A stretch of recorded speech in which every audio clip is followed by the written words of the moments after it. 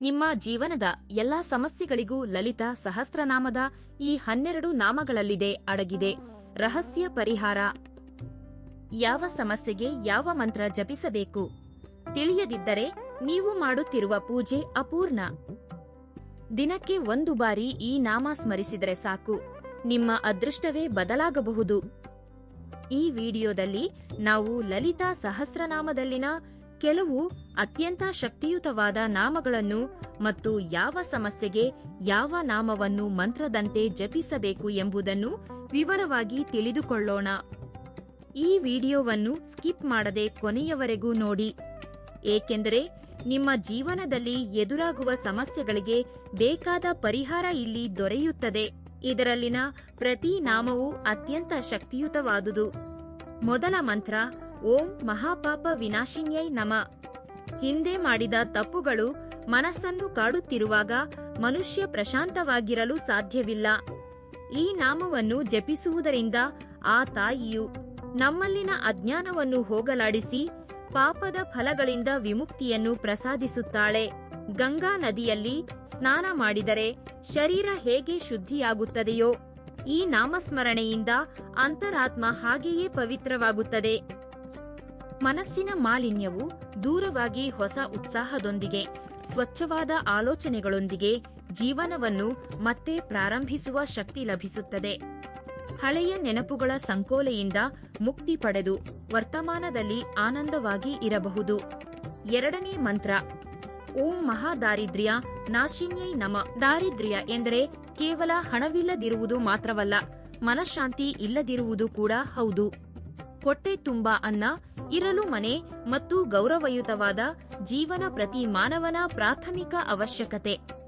ಈ ಮಂತ್ರವನ್ನು ಭಕ್ತಿಯಿಂದ ಸ್ಮರಿಸಿದರೆ ಅಮ್ಮನವರು ನಮ್ಮ ದಾರಿದ್ರ್ಯವನ್ನು ದೂರ ಮಾಡಿ ಅಷ್ಟೈಶ್ವರ್ಯಗಳನ್ನು ಪ್ರಸಾದಿಸುತ್ತಾರೆ. ಆರ್ಥಿಕ ಸಂಕಷ್ಟಗಳು ದೂರವಾಗಿ ಹೊಸ ಆದಾಯದ ಮಾರ್ಗಗಳು ಸುಗಮವಾಗುತ್ತವೆ. ಸಾಲದ ಬಾಧೆಯಿಂದ ವಿಮುಕ್ತಿ ಲಭಿಸುತ್ತದೆ. ಸಂಪತ್ತಿನ ಜೊತೆಗೆ ಅದನ್ನು ಹೇಗೆ ವಿನಿಯೋಗಿಸಬೇಕು ಎಂದು ತಿಳಿಸುವ ಸದ್ಬುದ್ಧಿಯನ್ನು ಅಮ್ಮನವರು ಅನುಗ್ರಹಿಸುತ್ತಾರೆ. ದಾರಿದ್ರ್ಯವು ನಿಮ್ಮ ಮನೆಯ ಹೊಸ್ತಿಲು ದಾಟಿ ಹೋಗಿ ಲಕ್ಷ್ಮೀ ಕಟಾಕ್ಷ ಸಿದ್ಧಿಸುತ್ತದೆ. ಮೂರನೇ ಮಂತ್ರ ಓಂ ವಿದ್ಯಾನಿಲಯಾಯೈ ನಮಃ. ಓದಿನಲ್ಲಿ ಹಿಂದುಳಿದ ವಿದ್ಯಾರ್ಥಿಗಳಿಗೆ ಮತ್ತು ಜೀವನದಲ್ಲಿ ಕಠಿಣ ನಿರ್ಧಾರಗಳನ್ನು ತೆಗೆದುಕೊಳ್ಳಲು ತಡಬಡಾಯಿಸುವವರಿಗೆ ಈ ನಾಮವು ಒಂದು ದಿವ್ಯ ಔಷಧ. ಜ್ಞಾನಕ್ಕೆ ನಿಲಯವಾದ ಅಮ್ಮನವರನ್ನು ಸ್ಮರಿಸಿದರೆ ಮೇಧಾಶಕ್ತಿ ವಿಕಸಿಸುತ್ತದೆ. ಮಂದವಾಗಿರುವ ಮೆದುಳು ಚುರುಕಾಗುತ್ತದೆ. ಯಾವುದು ತಪ್ಪು ಯಾವುದು ಸರಿ ಎಂದು ತಿಳಿಯುವ ವಿವೇಚನಾ ಜ್ಞಾನ ಉಂಟಾಗುತ್ತದೆ. ಜ್ಞಾಪಕ ಶಕ್ತಿ ಹೆಚ್ಚಾಗುತ್ತದೆ. ಕೇವಲ ಪುಸ್ತಕದ ಜ್ಞಾನವೇ ಅಲ್ಲದೆ ಲೋಕಜ್ಞಾನವನ್ನು ಆಧ್ಯಾತ್ಮಿಕ ಬೆಳಕನ್ನು ಕೂಡ ಈ ಮಂತ್ರವು ಪ್ರಸಾದಿಸುತ್ತದೆ. ನಿಮ್ಮಲ್ಲಿನ ಅಜ್ಞಾನದ ಅಂಧಕಾರವನ್ನು ಹೋಗಲಾಡಿಸಿ ಜ್ಞಾನ ಜ್ಯೋತಿಯನ್ನು ಬೆಳಗಿಸುತ್ತದೆ. ನಾಲ್ಕನೇ ಮಂತ್ರ ಓಂ ಭಕ್ತ ಸೌಭಾಗ್ಯದಾಯಿನ್ಯೈ ನಮಃ.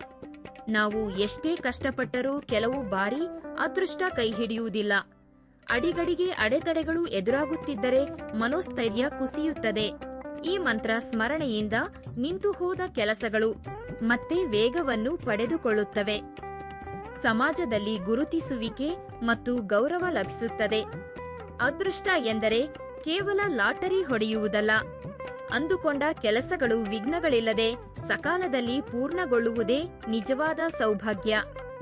ಐದನೇ ಮಂತ್ರ ಓಂ ಶಿವಶಕ್ತಿ ಐಕ್ಯರೂಪಿಣ್ಯೈ ನಮಃ. ಕುಟುಂಬದಲ್ಲಿ ಪತಿ ಪತ್ನಿಯರ ನಡುವೆ ಮನಸ್ತಾಪಗಳಿದ್ದರೆ ಆ ಮನೆ ನರಕದಂತೆ ಭಾಸವಾಗುತ್ತದೆ.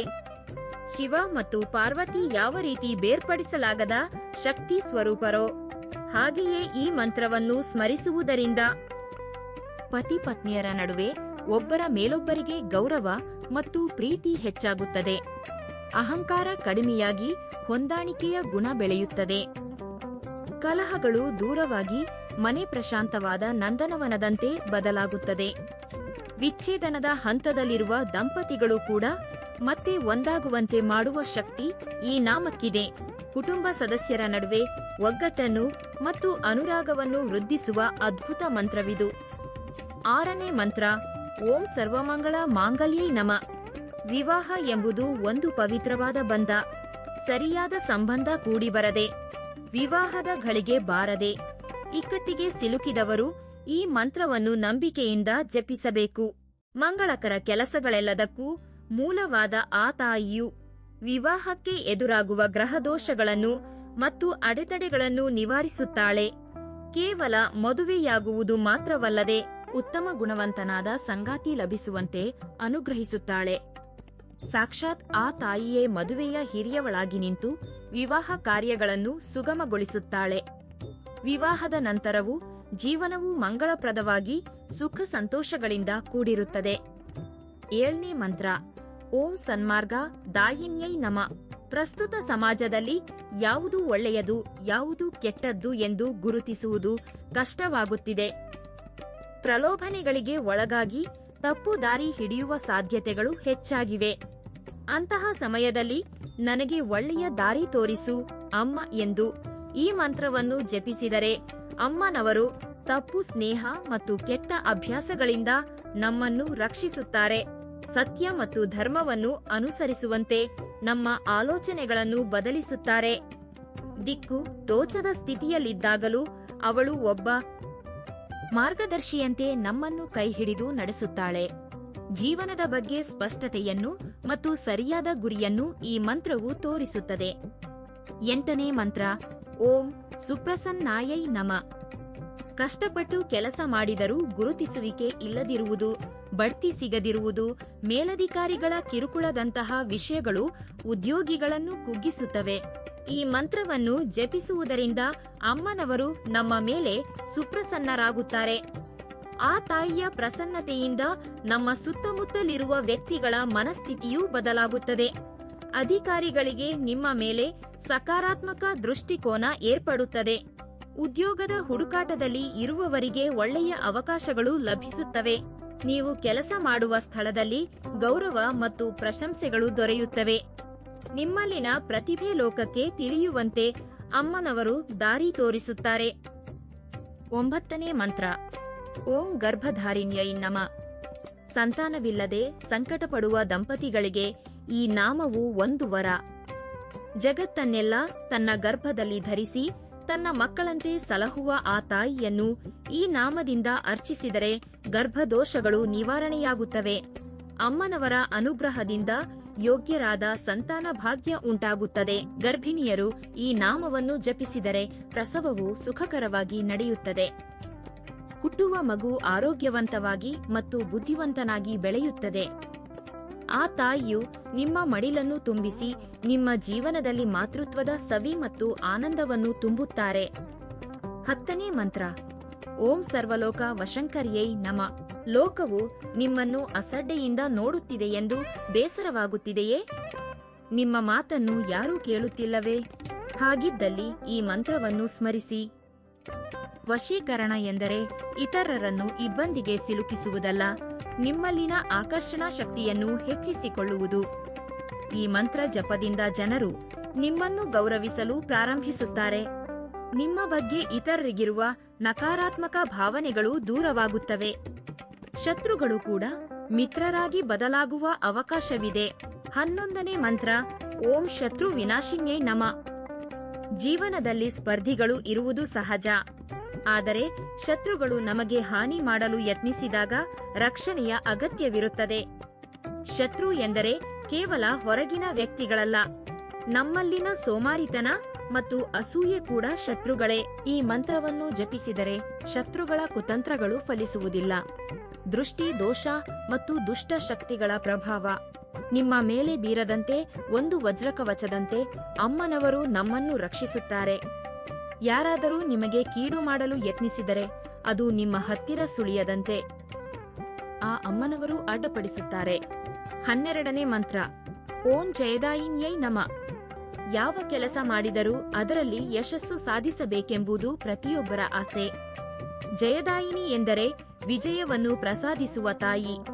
ಕ್ರೀಡೆಯಲ್ಲಾಗಲಿ, ಪರೀಕ್ಷೆಯಲ್ಲಾಗಲಿ ಅಥವಾ ವ್ಯಾಪಾರ ರಂಗದಲ್ಲಾಗಲಿ ಈ ಮಂತ್ರ ಜಪವು ನಿಮ್ಮ ಬೆನ್ನಿಗಿರುತ್ತದೆ. ವಿಜಯ ಸಾಧಿಸಿದಾಗ ಅಹಂಕಾರ ಬರದಂತೆ ಮತ್ತು ಅಪಜಯ ಎದುರಾದಾಗ ಕುಗ್ಗದಂತೆ ಸ್ಥಿತಪ್ರಜ್ಞತೆಯನ್ನು ನೀಡುತ್ತದೆ. ಈ ಮಂತ್ರವನ್ನು ಜಪಿಸುವವರಿಗೆ ಸೋಲು ಎಂಬುದು ಒಂದು ಪಾಠವಾಗುತ್ತದೆಯೇ ಹೊರತು ಶಿಕ್ಷೆಯಲ್ಲ. ನಿರಂತರವಾಗಿ ಈ ಮಂತ್ರವನ್ನು ಜಪಿಸುವುದರಿಂದ ನಿಮ್ಮಲ್ಲಿ ಉತ್ಸಾಹ ಹೆಚ್ಚಾಗಿ ವಿಜಯವು ನಿಮ್ಮ ವಿಳಾಸವಾಗಿ ಬದಲಾಗುತ್ತದೆ. ಮಿತ್ರರೇ, ಕೇಳಿದಿರಲ್ಲವೇ ಆ ತಾಯಿಯ ನಾಮಗಳ ಹಿಂದಿರುವ ರಹಸ್ಯಗಳನ್ನು? ಈ ನಾಮಗಳ ಮೂಲಕ ಅಮ್ಮನವರನ್ನು ದಿನಕ್ಕೆ ಒಮ್ಮೆಯಾದರೂ ಸ್ಮರಿಸಿಕೊಳ್ಳಿ. ಆ ತಾಯಿಯ ಕರುಣಾ ಕಟಾಕ್ಷಗಳು ನಿಮ್ಮ ಮೇಲೆ ಯಾವಾಗಲೂ ಇರುತ್ತವೆ. ಈ ವಿಡಿಯೋ ನಿಮ್ಮ ಜೀವನದಲ್ಲಿ ಸಣ್ಣ ಬದಲಾವಣೆ ತಂದರೂ ಅದು ಆ ತಾಯಿಯ ದೀವಿಗೆ ಎಂದೇ ಭಾವಿಸುತ್ತೇನೆ. ನಿಮ್ಮ ಸಮಸ್ಯೆ ಯಾವುದೇ ಇರಲಿ, ಅದಕ್ಕೆ ತಕ್ಕ ನಾಮದ ಮೂಲಕ ನಿಮ್ಮ ಸಮಸ್ಯೆಯನ್ನು ಆ ತಾಯಿಯ ಪಾದಗಳ ಹತ್ತಿರ ತಲುಪಿಸಿ.